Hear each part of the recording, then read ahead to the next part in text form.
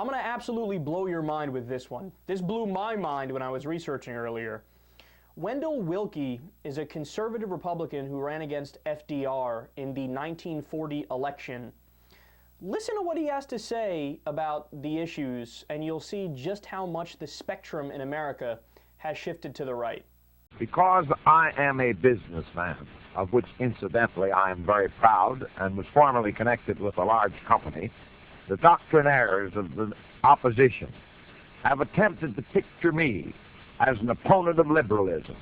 But I was a liberal before many of those men heard the word, and I fought for the reforms of the elder La Follette and Theodore Roosevelt and Woodrow Wilson before another Roosevelt adopted and distorted the word liberal. I believe that the forces of free enterprise must be regulated. I'm opposed to business monopolies. I believe in the right of collective bargaining by labor without any interference and full protection of that obvious right. I believe in minimum standards for wages and maximum standards for hours, and I believe that such standards should constantly improve. I'm in favor of the regulation of interstate utilities, of banking, of the security markets. I believe in federal pensions, in adequate old age benefits, and in unemployment allowances. That dude is too liberal for today's Democratic Party. Never mind today's Republican Party. He'd be kicked out and he'd be the laughingstock of the debate. He would get nonstop boos if he was at any of these debates. Boo, boo, collective bargaining, boo. You want to regulate free markets, boo. Are you kidding me? This is a conservative Republican in the year 1940. Unbelievable.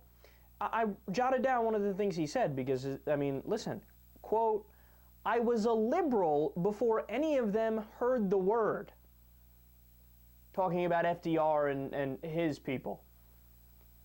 Today, politicians run to the side of describing themselves as conservative, right? And they're afraid of the word liberal. They run away from the word liberal.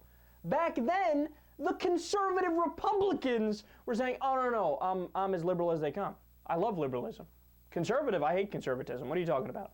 Oh, sure. I'm part of the conservative party, but I'm liberal within that party. Man, this shows you just how much the Overton window has shifted to the right. I'm telling you, this guy would not stand a chance in the Democratic Party today. And also, I should note, this guy was also ahead of his time for race relations as well. This was 1940. I mean, 1940, we know what it was like for minorities in 1940. He went and spoke at the NAACP. He was arguing for full equality and full rights for African Americans even back then. Again, this is way before the Civil Rights Act in the 1960s. So you want to see just how much we've lost our ever-loving mind in the U.S., here you go.